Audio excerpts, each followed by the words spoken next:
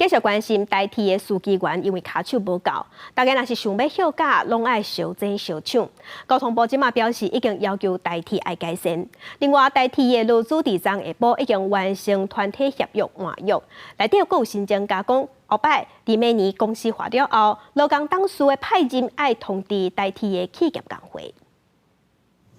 伫劳动部甲交通部向部长见证之下，代替完成团体协约签订了后，头一摆活跃仪式，团协内容保留过去劳资双方协商的白班休假制度。若有公务员身份的员工，会当将有适用公务员护假甲请假规则轮班制人员，甲政府人员投票日出勤，拢加发自己工资，加班另外计算，也增加条文，资方派定劳工董事爱通知工会，包括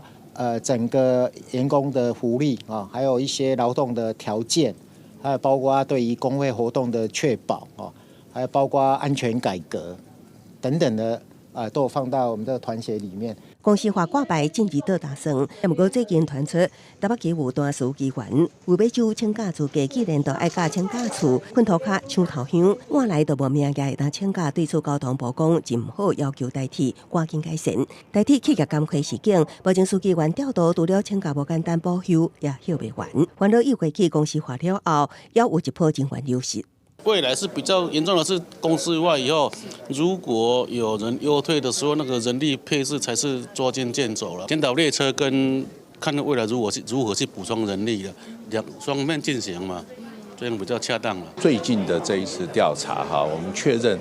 有提出想要这个退离的。 我们的同仁是978位，这段日子呢，可能还会有若干的我们同仁会提出退休，所以我们宽估